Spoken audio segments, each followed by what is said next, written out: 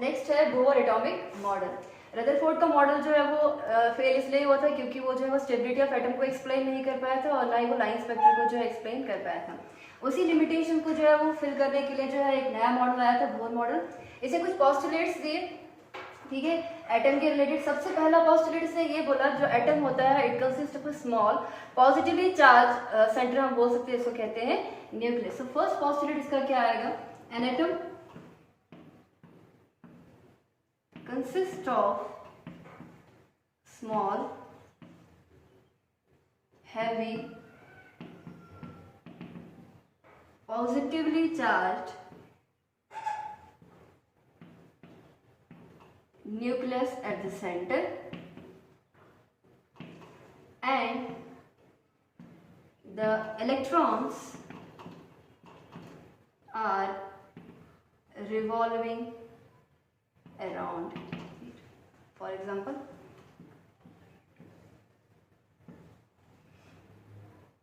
ये एटम है, इसके बीच में सेंटर पार्ट है, इसको कहेंगे न्यूक्लियस, और इसके अराउंड जो है वो इलेक्ट्रॉन्स क्या करेंगे, कंटिन्यूसली जो है वो रिवॉल्व करेंगे। इसका फर्स्ट पोस्टुलेट। सेकंड पोस्टुलेट इसने क्या बोला कि जो आपके इलेक्ट्रॉन होंगे वो जो है किसी भी जगह पे जो है वो रिवॉल्व नहीं करेंगे। उनके लिए क्या होता है, एक सर्टेन डेफिनेट पाथ होता है, उन पाथ को हम कहते हैं ऑर्बिट्स, या फिर इनको जो है वो शेल्स भी कहा जाता है। और शेल्स को क्या कहा जाता है, स्टेशनरी स्टेट्स भी कहा जाता है, बिकॉज उनकी जो एनर्जी होती है वो क्या होती है, वो फिक्स्ड होती है। हम ये बोल सकते हैं the electrons revolve around the nucleus in a certain definite path called orbits। इनको शेल्स भी कहा जाता है या फिर इनको जो है वो स्टेशनरी स्टेट्स भी कहा जाता है। स्टेशनरी स्टेट्स इसलिए कहा जाता है बिकॉज उनकी जो एनर्जी होती है वो क्या होती है, स्टेशनरी, हम मतलब जितनी है उतनी ही रहेगी, ठीक है, इंक्रीज या डिक्रीज जो है वो नहीं होती, खुद से नहीं होती, एनर्जी आर फिक्स। अब इलेक्ट्रॉन जो है इन्हीं शेल्स की में जो है वो क्या करते हैं, रिवॉल्व करते हैं। तो जो शेल की एनर्जी होगी वही क्या होगी, इलेक्ट्रॉन की भी एनर्जी होगी। तो हम ये बोल सकते हैं कि जो इलेक्ट्रॉन होते हैं उनकी जो होती है वो डेफिनेट एनर्जी होती है। Electrons have definite energy associated with that. और एनर्जी को निकालने का जो है तरीका दिया था, En is equal to -13.12 into Z square over n square electron volt per atom, where z represents the atomic number. For example, in case of hydrogen it is 1, where n represents the shell number. इसको आप जो है वो principal quantum number भी कह सकते हो। n इसके लिए 1, इसके लिए 2, फिर 3 एंड देन 4, ऐसे के एल एम एंड एन आएगा, ठीक है। तो किसी भी शेल में जो है वो इलेक्ट्रॉन हो, किसी भी पर्टिकुलर एटम के लिए इलेक्ट्रॉन जो है वो हर एक शेल के लिए जो है वो निकाला जा सकता है इस फॉर्मूले से, ठीक है। तो पहला इसे पोस्टुलेट बोला कि न्यूक्लियस होता है एट द सेंटर। सेकंड इससे बोला कि इलेक्ट्रॉन्स जो होते हैं रिवॉल्व करते हैं around the nucleus in certain definite path, उनको नाम दिया शेल्स या फिर स्टेशनरी स्टेट्स या फिर ऑर्बिट्स। इसी से जो है वो बाद में अभी हमने पढ़ना है आगे क्वांटम नंबर्स। तो जो quantum number, principal quantum number, वो बोर के मॉडल से ही आया। थर्ड, इलेक्ट्रॉन्स जो होते हैं उनकी क्या होती है, उनके पास जो है वो डेफिनेट अमाउंट ऑफ एनर्जी जो होती है वो एसोसिएटेड होती है। अब अगर मैंने ये बोला कि शेल्स के पास डेफिनेट अमाउंट ऑफ एनर्जी है, इसका मतलब इलेक्ट्रॉन्स के पास भी क्या होगी, डेफिनेट अमाउंट ऑफ एनर्जी होगी। नेक्स्ट इसने बोला कि जो आपके इलेक्ट्रॉन्स हैं वो उन्हीं वाले ऑर्बिट्स में जो है या उन्हीं वाले शेल्स में प्रेजेंट होंगे जहाँ पे शेल की जो एंगुलर मोमेंटम की वैल्यू होगी वो क्या होगी, integral multiple of h/2π। Only those shells are available for the electrons where the value of angular momentum is integral multiple of h/2π। That is हम ये बोल सकते हैं कि जो आपका P है उसकी जो वैल्यू होगी वो क्या होगी, NH/2π, ठीक है। ये n क्या रिप्रेजेंट कर रहा है, कोई भी इंटीजर है, सपोज 1 होगा, 2 होगा, 3 होगा, 4 होगा, 5 होगा एंड सो ऑन, ठीक है। पहले शेल के लिए m की वैल्यू 1 होगी, फिर 2 होगी, 3 होगी, 4 होगी एंड सो ऑन। पॉइंट में इसकी एनर्जी जो है, इसका जो है वैल्यू जो है वो 9 होगी, ठीक है। 1 के बाद सीधा डायरेक्ट जो है वो 2, इसके बीच में जो है वो इलेक्ट्रॉन प्रेजेंट नहीं होगा, ठीक है। जहां पर भी इंटीग्रल मल्टीपल ऑफ जो है वो h/2π होगा, उसी वाली स्पेस पे क्या होंगे, इलेक्ट्रॉन प्रेजेंट होगा, वहीं आपका क्या होगा, रिस्पेक्टिव ऑर्बिट होगा, ठीक है। इसने नेक्स्ट पोस्टुलेट किया और इसके हिसाब से हम ये भी बोल सकते हैं, अब चूंकि जो है वो fixed value of angular momentum है ऑर्बिट्स की या इलेक्ट्रॉन्स की, दैट मींस हम ये बोल सकते हैं that angular momentum is quantized. Quantized का मतलब होता है फिक्स्ड अमाउंट, ठीक है, कोई भी वैल्यू नहीं हो सकती है, ठीक है। जहां पे भी इंटीग्रल मल्टीपल ऑफ h/2π होगा, वहीं पे इलेक्ट्रॉन जो है वो प्रेजेंट होगा। So angular momentum is quantized. इसी हिसाब से क्या बोला गया, एनर्जी इज आल्सो क्वांटाइज्ड। जो आपके इलेक्ट्रॉन होता है या फिर जो आपके ऑर्बिट्स होते हैं, उनका जो होता है, उनकी जो एनर्जी होती है, बेसिकली जो है शेल वाली कोई चीज़ होती ही नहीं है। जो आपका असल जो मुद्दा होता है वो होता है ऑर्बिटल, और उस ऑर्बिटल को एक्सप्लेन करने के लिए क्या होता है, शेल सबशेल जो है वो दिए गए होते हैं। ये हम बाद में पढ़ेंगे क्वांटम नंबर से, वहाँ पे आपको बेटर तरीके से पता चलेगा कि ऑर्बिटल क्या होता है और शेल सबशेल वाली चीज़ एक्चुअली कुछ भी नहीं होता है। तो एनर्जी इज क्वांटाइज्ड, इसका क्या मतलब है कि जो एनर्जी इलेक्ट्रॉन के पास है वो भी क्या होती है, फिक्स्ड अमाउंट में होती है।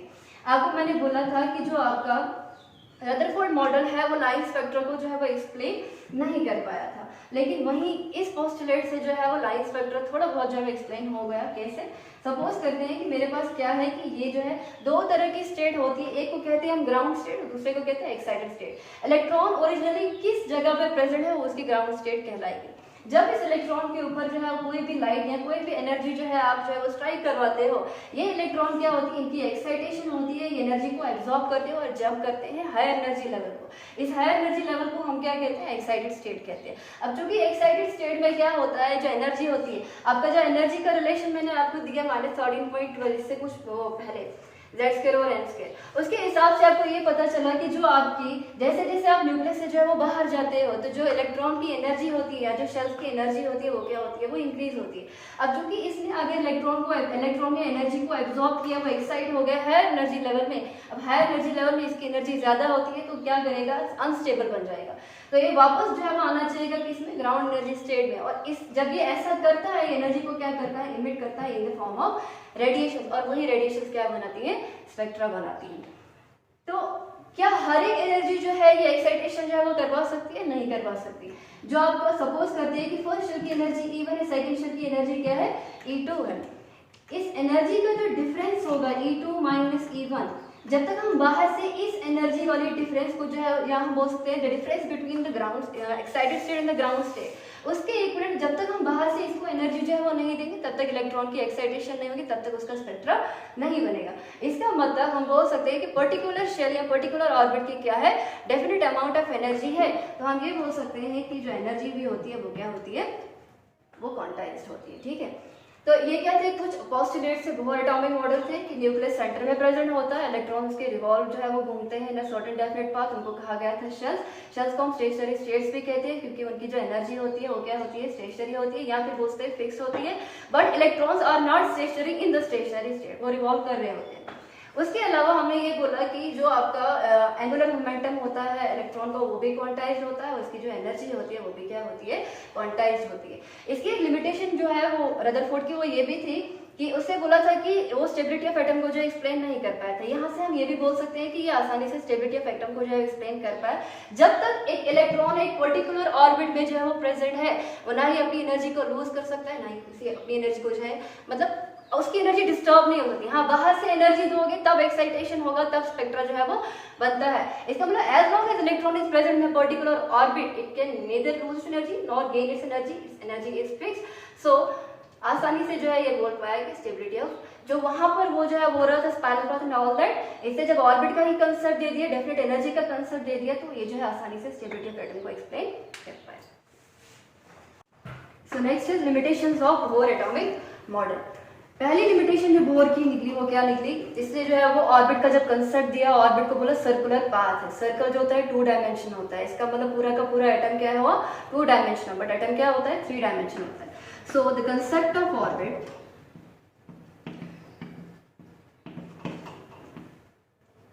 makes the atom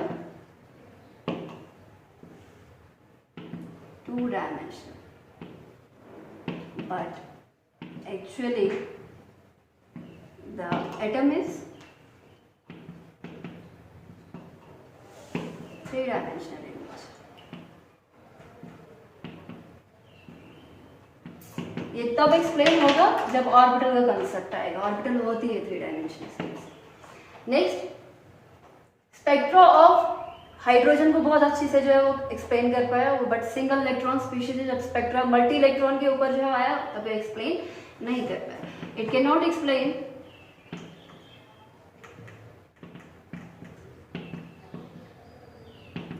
the spectra of multi electron. Third, shapes of molecules cannot explain the shapes of molecules.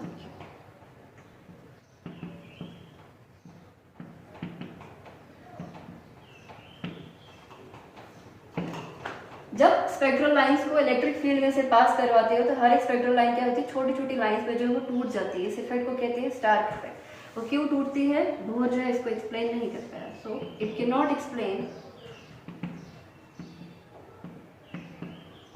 The Stark effect. Bracket में लिख सकते हो स्प्लिटिंग ऑफ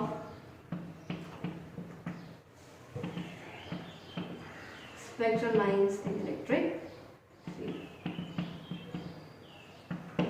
इसके अलावा जीमन इफेक्ट को भी एक्सप्लेन नहीं कर पाया. सेम द स्पेक्ट्रल लाइंस को मैग्नेटिक फील्ड में से पास करवाते हो वहां पे भी स्प्लिटिंग होती है. इसको कहते हैं जीमन effect. So it can not explain Zeeman effect. और सीरियस ब्लो जो था बोहर मॉडल के लिए वो क्या था, De Broglie hypothesis.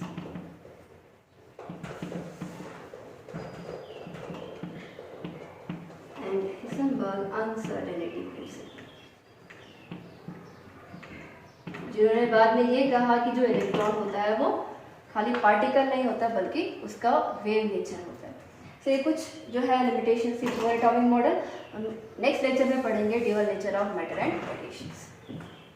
So next topic is dual nature of radiations. Radiations are dual nature, they have wave nature as well as particle nature. पहली theory जो आई थी मैक्सवेल की 1864 में, कॉल्ड इलेक्ट्रोमैग्नेटिक वेव थ्योरी. इस थ्योरी के हिसाब से क्या है कि कोई भी सोर्स जो है, ठीक है, एनर्जी का इमिटर हम बोल सकते हैं, वो कॉन्टिन्यूसली एनर्जी को इमिट करता है in the form of radiation, और उन रेडिएशन को कहते हैं इलेक्ट्रोमैग्नेटिक वेव्स या इलेक्ट्रोमैग्नेटिक रेडिएशन. सो पहला क्या इसे बोला था, the energy is emitted by the source continuously.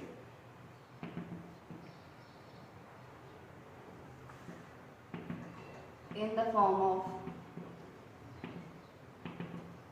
radiations called radiant energy. कोई भी सोर्स है, फॉर एग्जांपल जो बल्ब में फिलामेंट होता है, ठीक है, तो वो भी अगर एनर्जी को एमिट करता है, कॉन्टिन्यूसली एमिट करता है in the form of radiation, तो उनको हम क्या कहते हैं, रेडिएंट एनर्जी कहते हैं. सेकेंड, ये जो आपके पास रेडिएशन होती है या ईएम वेव्स होती हैं, वो क्या होती है, उनमें क्या होते हैं, उनमें होती है electric field as well as magnetic field. They both are perpendicular to each other as well as perpendicular to the direction of propagation of the wave. ठीक है, सपोज हम मान के चलते हैं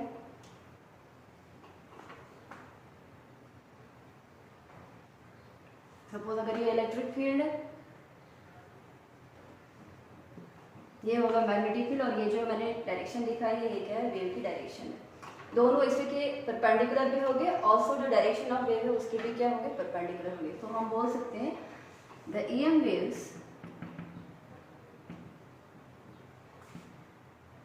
consist of electric field and magnetic field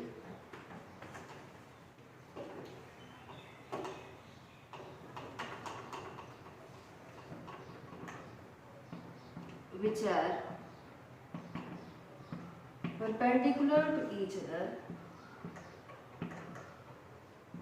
and also perpendicular to the direction of propagation of wave. Next बोलता है they don't require material medium for propagation.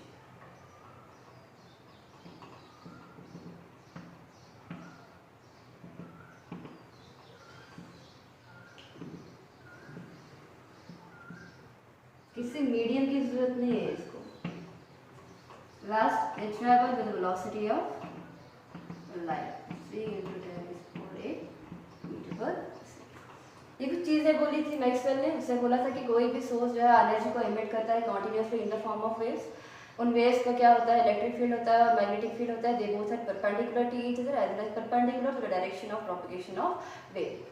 इसके अलावा इसे बोला था कि इनकी वेलोसिटी होती है, they travel the velocity of light that is 3 × 10⁸ metre per second. Last में बोला था कि that they do not require any material medium for their propagation. But इसमें क्या हुआ, बाद में कुछ इफेक्ट्स आए, जैसे आपका फोटो इलेक्ट्रिक इफेक्ट है, ब्लैक बॉडी रेडिएशन का काउंटर इफेक्ट है. उन सब चीज़ों को ये जो चीज़ है ये इंटरफेरेंस डिफ्लेक्शन जो है, ऐसी चीज़ें जो वेव के लिए जो है वो मानी गई है. ऐसे फिनोमेना जो खाली वेव्स के लिए होती है उनको ये जो है आसानी से एक्सप्लेन करता है. बट कुछ ऐसे भी है जैसे मैंने आपको बोला ब्लैक बॉडी रेडिएशन से फोटो इलेक्ट्रिक इफेक्ट है, उन चीज़ों के ऊपर जो है ये जो है थ्योरी काम नहीं करती है. फॉर एग्जांपल हम फोटो इलेक्ट्रिक इफेक्ट का जो है एक केस लेते हैं. So next is photo electric effect. ये इफेक्ट क्या होता है कि जब भी लाइट ऑफ सर्टेन फ्रीक्वेंसी जो है वो स्ट्राइक करती है किसी भी मेटल के सरफेस के ऊपर, इलेक्ट्रॉन जो है वो कॉन्टिन्यूसली इमिट करते हैं उस सरफेस ऑफ मेटल से. उन इलेक्ट्रॉन्स को हम कहते हैं photo electron and they are responsible for the generation of current known as photo current. तो इसमें कुछ ऑब्जर्वेशन जो है इन्होंने बोली. पहली ऑब्जर्वेशन ये बोली इन्होंने कि हर एक लाइट जो होती है वो इलेक्ट्रॉन्स को इमिट नहीं करती है. लाइट की एक सर्टेन फ्रीक्वेंसी होनी चाहिए तभी इलेक्ट्रॉन जो है वो इमिट होती है. उस फ्रीक्वेंसी को हम कहते हैं थ्रेशोल्ड फ्रीक्वेंसी. एक्चुअली सब लोगों को पता है क्या कि हर एक जो एटम होता है उसमें से इलेक्ट्रॉन को निकालने के लिए एक एनर्जी की जरूरत पड़ती है जिसको हम कहते हैं ionization energy.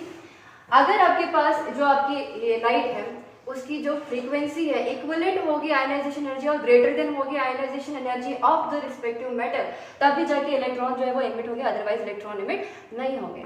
Second most important ने क्या बोला कि जो यहाँ से इलेक्ट्रॉन जो है वो इमिट होंगे उनकी जो एनर्जी होगी वो डायरेक्टली प्रोपोर्शनल होगी किसके, frequency of light use. Frequency क्या होती है आपके पास, हम बोलते हैं फ्रीक्वेंसी और जो ये एनर्जी होती है हम जानते हैं that E is equal to h nu. Frequency और एनर्जी का क्या होता है, डायरेक्ट रिलेशन होता है. तो अगर आप किसी की भी frequency high frequency of light डालते हो इसका मतलब उसकी हाई एनर्जी होगी, ठीक है. और वो जो आपके पास हो सकता है कि उसकी एनर्जी ज्यादा होगी एज कम्पेयर टू, हम बोल सकते हैं थ्रेशोल्ड फ्रीक्वेंसी, ठीक है. सपोज करते हैं कि मैंने बोला इसकी जो है वो 2 इलेक्ट्रॉन वोल्ट की जो है वो ये इसका जो है वो आयनाइजेशन एनर्जी है और आप जो है वो 5 इलेक्ट्रॉन वोल्ट जो है इसके ऊपर जो है वो कोई भी सर ये जो है लाइट जो है वो क्या कर रही हो, पास कर रहा है या फिर बोलते स्ट्राइक करवा रहे हैं. तो 2 इलेक्ट्रॉन वोल्ट जो होगा वो क्या होगा, आयनाइजेशन एनर्जी में यूज होगा, वहां से इलेक्ट्रॉन जो है वो इमिट होंगे. बाकी के जो 3 इलेक्ट्रॉन वोल्ट की एनर्जी है वो इसकी काइनेटिक एनर्जी या फिर वेलोसिटी में यूज होगी. तो जितनी भी बचेगी या जितनी भी इसकी फ्रीक्वेंसी होगी, जितनी भी लाइट की एनर्जी होगी, उतना ही ज्यादा क्या होगा, वेलोसिटी ऑफ इलेक्ट्रॉन्स भी होगा. नंबर 3 इससे क्या बोला कि कितने नंबर ऑफ इलेक्ट्रॉन यहाँ से जो है वो इजेक्ट होंगे या इमिट होंगे, वो डिपेंड करेगा कितनी इंटेंसिटी ऑफ लाइट जो है पास करवा रहे हैं. 2 फोटोन से जो है हो सकता है 2 इलेक्ट्रॉन निकले, 3 से 3 निकले, ऐसे ऐसे करके 1 फोटोन जो है वो 1 इलेक्ट्रॉन जो है उसको इमिट कर सकता है. ये सभी जो ऑब्जर्वेशन थी, ये ऑब्जर्वेशन जो है हम ये बोल सकते हैं कि इलेक्ट्रोमैग्नेटिक वेव थ्योरी जो है वो इन सब चीज़ों को जो है वो एक्सप्लेन नहीं कर सकता है, ठीक है.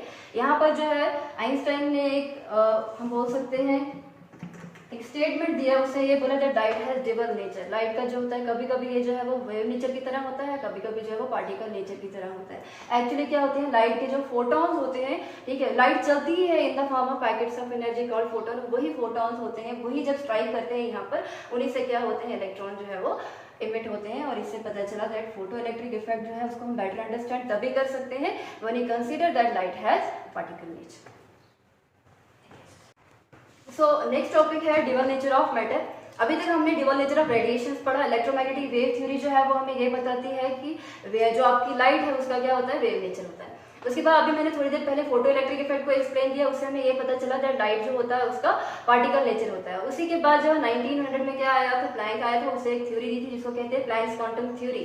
और प्लैंक्स क्वांटम थ्योरी जो होती है वो ये बोलती है दैट लाइट जो होता है उसका क्या होता है, उसका जो है वो पार्टिकल नेचर होता है, और जो एनर्जी ऑफ फोटोन होता है हम बोलते हैं वो होता है E is equal to h nu. और उसी दौरान 1905 में बोला था आइंस्टाइन ने that light has double nature, it has wave nature as well as particle nature. फिर आया था लुइस डी ब्रॉय इन 1924, इसे बोला all moving material objects have dual nature.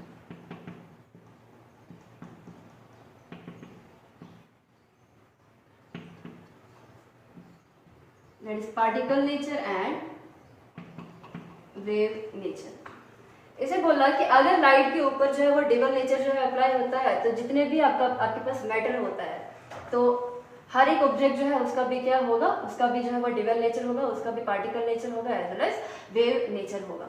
इसलिए आपने एक इक्वेशन दी जिसको हम कहते हैं lambda is equal to h upon E. Lambda जो होता है वो रिप्रेजेंट करता है वेवलेंथ,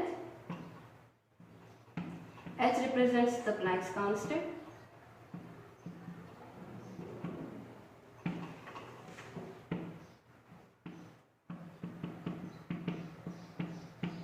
value है 6.626 into 10 is for minus 34 joule second. E represents the momentum.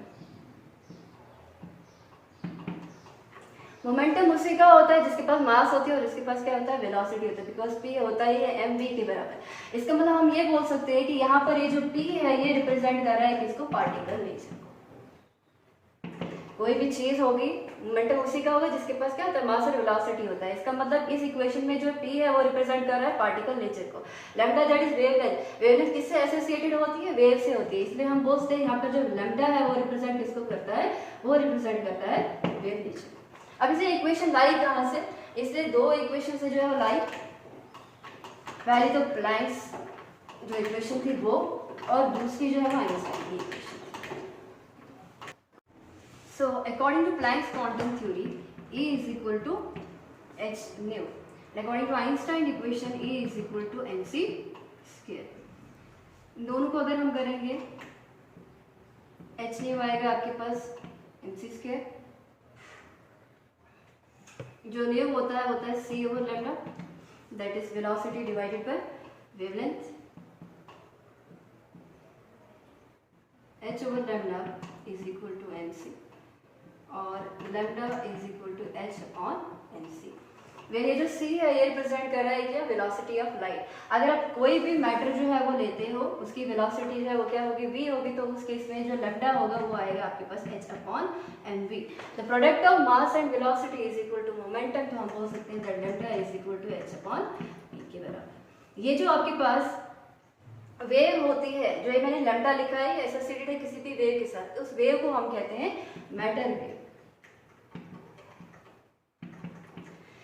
एक चीज का पार्टिकल नेचर और जो आपका वेव नेचर है वो दोनों इनवर्स में है। किसी भी चीज का अगर पार्टिकल नेचर ज्यादा है तो जाहिर सी बात है उसका वेव नेचर जो है वो क्या होगा, वो कम होगा, और जिसका वेव नेचर ज्यादा होगा उसका पार्टिकल नेचर क्या होगा, वो कम होगा। अब हम लोग हैं जो भी आपके पास माइक्रोस्कोपिक पार्टिकल्स हैं, मोस्टली हम ये बोलते हैं जो डी ब्रॉय हाइपोथेसिस है, it is valid only for the microscopic particles. वो इसलिए है क्योंकि हमारे में अगर हम देखें हमारा जो मास होता है वो क्या होता है, वो ज्यादा होता है, वेलोसिटी भी जो है वो समवट क्या होती है, बहुत कम होगी या ज्यादा होगी जो भी होगा, बट मास होता है वो ज्यादा होगा, जिसकी वजह से क्या होता है, जो लैम्डा होता है, लैम्डा की वैल्यू जो होती है वो क्या आती है, इतनी कम आती है, हम बोलते हैं वो इनसिग्निफिकेंट होती है। उतनी वेवलेंथ वाली जो होती है उसको हम जो मेजर भी नहीं कर सकते, दैट इज हमारा जो वेव नेचर है वो क्या है, वो बहुत ज्यादा कम है। लेकिन वहीं अगर आप BC की जगह पे क्या लगाओगे, इलेक्ट्रॉन लगाओगे, वहां पर जो है सिग्निफिकेंट वैल्यू ऑफ लैम्डा आता है, दैट मींस जो आपका इलेक्ट्रॉन है उसका जो होता है वेव नेचर जो होता है वो क्या होता है, थोड़ा सा सिग्निफिकेंट होता है, उसका इलेक्ट्रॉन का जो है वेव नेचर पे होता है, और क्या होता है उससे तो बोहर जो है उसने कहा था जो इलेक्ट्रॉन होता है उसने इलेक्ट्रॉन को ऐसा पार्टिकल की तरह लिया था कि वो जो इलेक्ट्रॉन होता है वो रिवॉल्व करता है हम बोलते हैं शेल्स के अंदर, ठीक है, अराउंड द न्यूक्लियस, बट उसने उसको कंसीडर किया, जो भी पूरा बोर का मॉडल है उसमें इलेक्ट्रॉन को कंसीडर ही किया गया है एज अ पार्टिकल नेचर। लेकिन डी ब्रॉय के हिसाब से जो आपकी लैम्डा आती है इलेक्ट्रॉन के लिए वो सिग्निफिकेंट आती है, उसको आप निगलेक्ट नहीं कर सकते हो। दैट मीन्स जो इलेक्ट्रॉन होता है उसका खाली पार्टिकल नेचर नहीं होता है, उसका क्या होता है, वेव नेचर भी होता है। और ये जो है मेजर ड्रॉबैक रहा था बोर के मॉडल के लिए। 1927 में जर्मन फिजिस्ट आया, उसका नाम था वर्नर हेसेनबर्ग। उसने एक प्रिंसिपल दिया, Heisenberg uncertainty principle. According to this principle, it is impossible to measure simultaneously the position and momentum of moving microscopic particle with absolute accuracy or certainty. कोई भी माइक्रोस्कोपिक पार्टिकल जो है चल रहा है, एक टाइम पे या तो आप उसकी पोजीशन को जो है विद सर्टेनिटी से हम बोल सकते हैं मेजर कर सकते हैं, या फिर उसका मोमेंटम कर सकते हैं। तो स्टेटमेंट है इसकी, it is impossible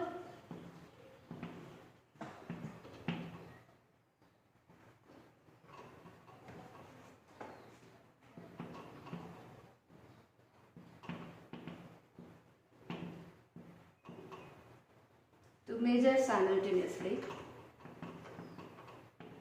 the position and momentum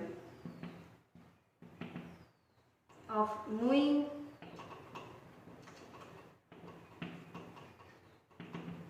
microscopic particle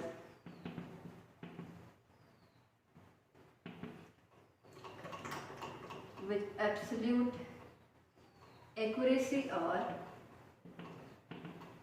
certainty। इसको रिप्रेजेंट कर सकते हैं delta x to delta p greater than equal to h upon, whereas delta x जो है वो रिप्रेजेंट करता है uncertainty in finding position, and delta p जो है वो रिप्रेजेंट करता है अनसर्टेनिटी इन फाइंडिंग मोमेंटम। अब 1924 में ऑलरेडी डी ब्रॉय ने बोल दिया था दैट जो आपका इलेक्ट्रॉन होता है उसका क्या होता है, वेव नेचर भी होता है। तो इसने जो है एक्चुअली क्या है, वेव नेचर के इन्फ्लुएंस से ही जो है इसने क्या दे दिया, अपना एक जो है प्रिंसिपल जो है वो दे दिया, हेसेनबर्ग अनसर्टेनिटी प्रिंसिपल। अब यहाँ तक सभी को पता था क्या कि जो इलेक्ट्रॉन होता है वो क्या था, वो एक वेव की तरह था। मान के चलते हैं, सपोज करते हैं कि आपके पास अगर वो वेव जो है वो क्या होगी, वह इस तरह से होगी।